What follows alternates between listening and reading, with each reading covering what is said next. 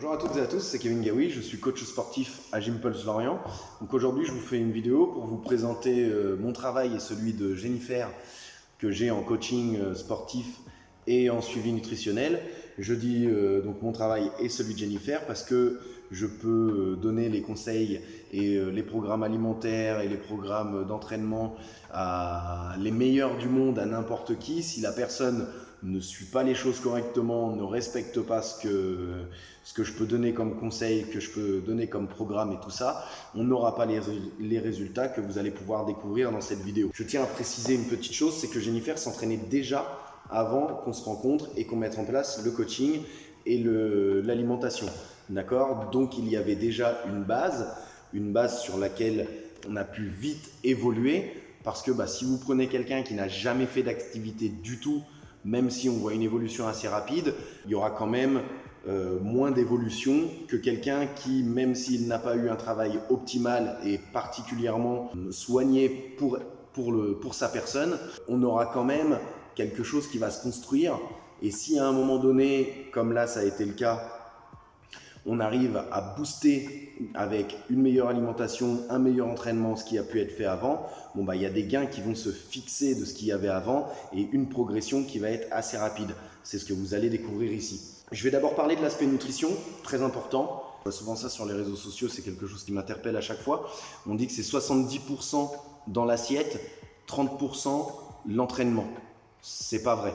Si vous voulez de vrais résultats, ce sera 100% dans l'assiette, 100% l'entraînement. D'accord? Il n'y a pas de je peux faire des petits entraînements nuls et ça va. Non, c'est pas vrai. Il n'y a pas de je peux faire des écarts tous les jours et ça va rien faire. Ça va pas m'empêcher de progresser. C'est pas vrai non plus. D'ailleurs, il y a des études qui ont prouvé que même avec un cheat meal par semaine, on pouvait s'empêcher de perdre du poids sur le long terme. Les études ont prouvé que fin de semaine, avec le relâchement, on avait des gens qui commençaient à stagner le jeudi, j'avais déjà fait une vidéo là-dessus, le jeudi et le vendredi, et qu'on avait une légère reprise de poids par rapport au début de semaine sur le samedi, et à nouveau une petite stagnation le dimanche. Et le lundi, ça recommençait. Bon là, le problème, c'est que sur 7 jours, finalement, vous vous êtes fait stagner, puisque vous commencez par descendre et par remonter petit à petit sur la fin de semaine. Donc comme quoi le cheat meal, c'est pas une obligation, c'est souvent plus dans la tête qu'autre chose. Et moi, je vous conseillerais plutôt que de parler de cheat meal, de relance glucidique. Donc si vous avez une relance comme ça à faire, augmentez vos glucides sur un repas ou sur votre journée, des glucides de qualité. Et si vous voulez absolument vous faire plaisir avec un repas différent, faites-le maison ou choisissez un resto qui vous fait quelque chose de vraiment bon, vraiment bien fait, avec des produits frais, avec des produits de qualité et non pas toutes les chaînes de fast-food, McDo et j'en passe. Pour moi, c'est tous à mettre dans le même panier, c'est quelque chose qu'on ne devrait pas consommer. D'ailleurs, amusez-vous à ne pas manger ce genre de nourriture pendant longtemps. Faites à peu près 1 mois, 2 mois sans manger ça et retournez manger un McDo, vous allez voir dans l'état de malaise que ça va vous mettre. Moi, ça me fait carrément vomir. Je vomis, je suis en sueur, j'aurais pris une cuite que je ne serais pas dans un pire état, je peux vous le dire. Donc revenons-en au suivi nutritionnel de Jennifer. On a augmenté de 1500 calories par jour l'apport en calories. D'accord? Donc c'est énorme. Donc elle se sous-alimentait simplement. Donc on ne pouvait pas avoir la progression dont on en a eu avec une alimentation si basse en calories. Tout simplement parce qu'il faut que vous fassiez fonctionner ce qu'on appelle le métabolisme de base. Ce sont vos fonctions vitales, d'accord? Votre cerveau a besoin d'être nourri pour pouvoir fonctionner correctement. Le cœur doit battre, on ne s'en occupe pas, ça se fait tout seul, c'est une dépense d'énergie. Il faut l'énergie qu'il faut pour ça. Quand on respire, on n'y pense pas, ça se fait tout seul. Il y a une dépense d'énergie pour ça. D'ailleurs, si vous ne le sauriez pas, on perd principalement la graisse par l'expiration, dans notre expiration.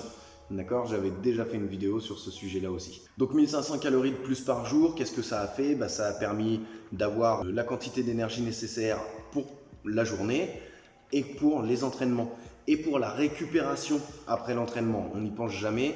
Des fois, on se dit c'est bien, je me suis bien entraîné et tout. Ce soir, c'est haricots verts et 2 œufs et puis au lit. parce que je veux pas manger des glucides, je veux pas manger de graisse, ça va pas être bien. Bah non, il faut que votre corps il récupère. Votre corps il a besoin de lipides, il a besoin de protéines, il a besoin de glucides et il a besoin surtout, il ne faut pas s'occuper que des macros, il a besoin des micronutriments, d'accord? Donc les macros c'est glucides, lipides, protéines, ce qu'on a de plus gros.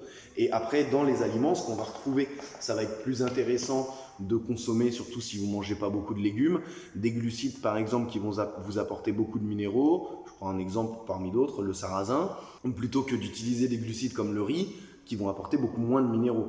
D'accord? Pareil, si vous avez une source de protéines qui, comme les œufs, peut vous apporter des bonnes graisses, ça va être pas forcément utile de rajouter des graisses dans l'alimentation, ou si vous mangez du saumon, ou si vous mangez des choses comme ça. Par contre, peut-être que si vous avez pris un colin, c'est du poisson blanc et que vous n'avez pas d'oméga à côté, soit il va falloir une supplémentation, soit ajouter des amandes, des choses comme ça dans votre alimentation pour pouvoir avoir les graisses nécessaires. D'accord? Donc c'est très important d'avoir ce qu'il faut en termes de quantité dans la journée pour nourrir votre corps, pour les fonctions vitales et ensuite pour le travail, suivant le métier que vous pouvez avoir, l'entraînement, pour pouvoir être performant pendant la séance et pour récupérer de votre séance. C'est important. Pensez-y à votre récupération, c'est très très important. L'hydratation, ça en fait partie aussi. Beaucoup de gens ne s'hydratent pas assez. J'en profite pour faire un point, n'oubliez pas de boire et avant et après vos entraînements. D'accord? Suffisamment, des petites gorgées régulièrement toute la journée. Et quand vous avez beaucoup sué pendant une séance, c'est pas nécessairement avec ce que vous avez simplement bu pendant la séance que vous allez refaire les stocks d'eau. Donc n'hésitez pas à continuer à boire suffisamment après votre séance. Tout ça, ça va vous permettre et ça va faire partie de votre récupération. D'accord? Donc voilà, sur l'alimentation, c'est ce qui nous a permis notamment, vous pouvez le voir, j'avais déjà fait une vidéo sur Jennifer avec juste l'aspect postural. En 2 semaines, on avait eu une évolution sur l'aspect postural qui est relativement importante. Vous pouvez le voir avec les photos. On a les épaules qui partent plus en arrière, on a une ouverture de cage. Donc ça, l'entraînement y a contribué, c'est sûr, mais l'alimentation aussi. Si votre entraînement vous détruit et vous n'avez pas l'alimentation nécessaire pour récupérer derrière, eh ben c'est des choses qui ne vont pas agir sur la posture notamment.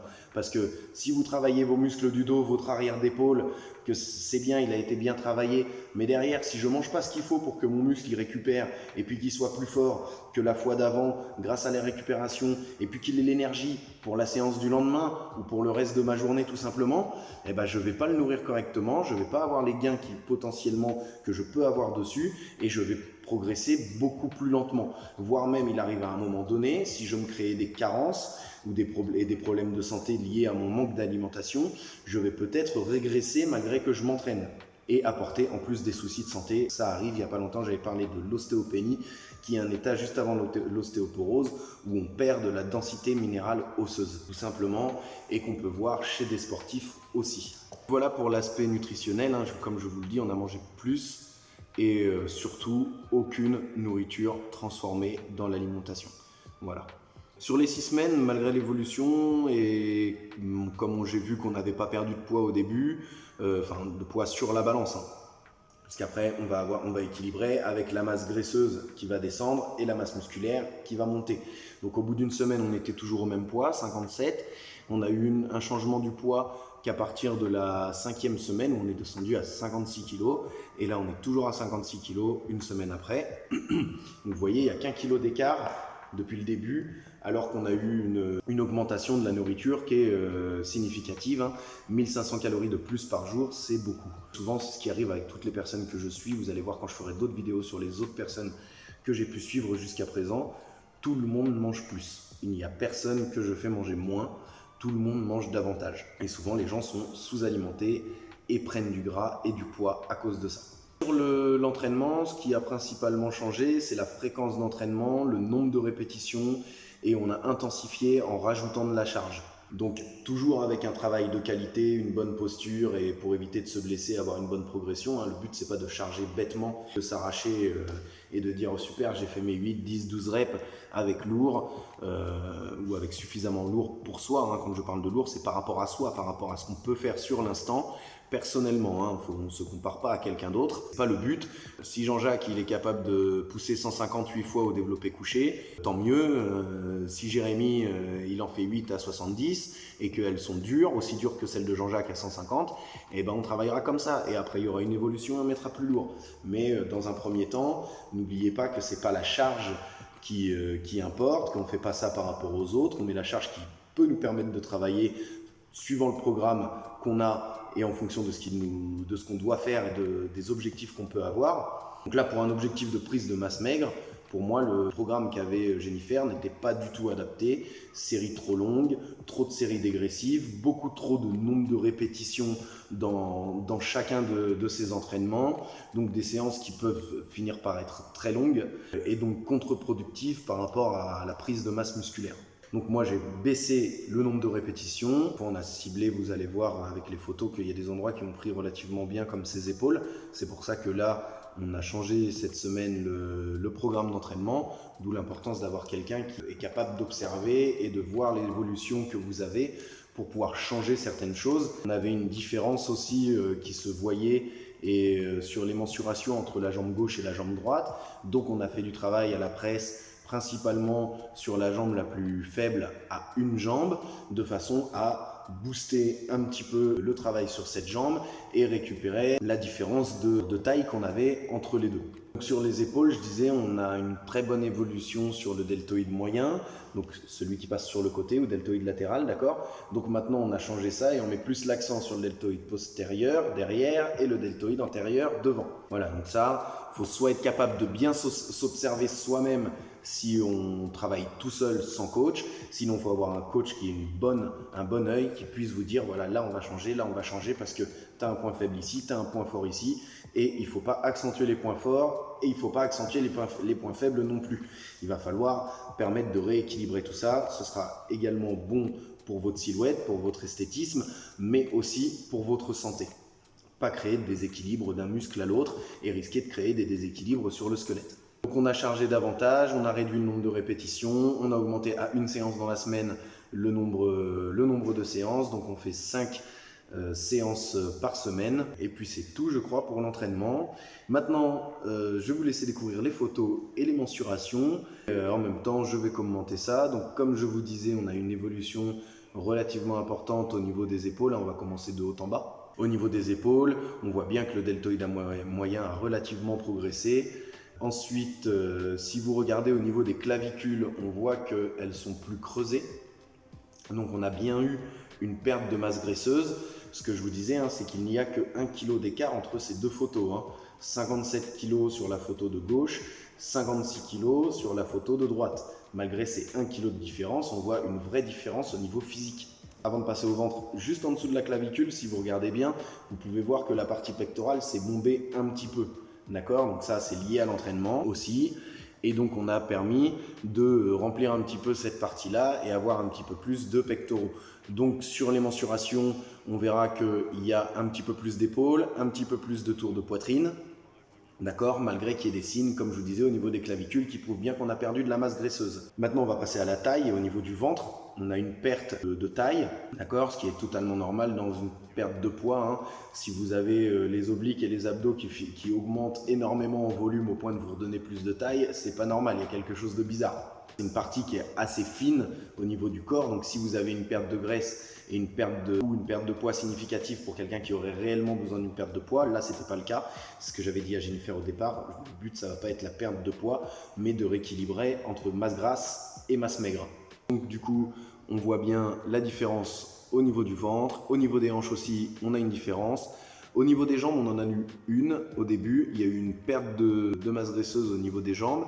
Puis ensuite, au bout de la 4e ou 5e semaine, on a pu voir que les mensurations remontaient un tout petit peu au niveau des cuisses. Donc ça, c'est l'entraînement qui fait ça, forcément. Squat, presse, défente, tout ce qu'il faut pour travailler les cuisses. Et donc on voit bien qu'on a même rééquilibré entre la jambe gauche et la jambe droite sur les dernières mensurations. Pas de différence notable sur les mollets. Après, pour les femmes, en règle générale, vous avez plutôt tendance à avoir de bons mollets. Il y a beaucoup d'hommes qui se plaignent, moi c'est mon cas par rapport à ça, parce que j'aimerais avoir de plus gros mollets, mais c'est compliqué. Et on a eu une différence aussi sur les bras, puisqu'au départ, ils ont commencé à perdre en mensuration, et du fait de les travailler, on a eu une petite augmentation à nouveau sur la circonférence, sur le tour de bras. Voilà.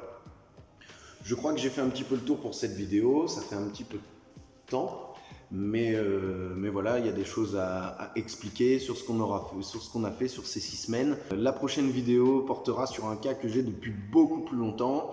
Manon qui a fait énormément d'efforts puisqu'on est à plus de 52 kg de perdu, d'accord? Donc vous verrez une évolution sur le plus long terme, commenter sur des phases qui ont été importantes dans cette perte de poids de plus de 52 kg.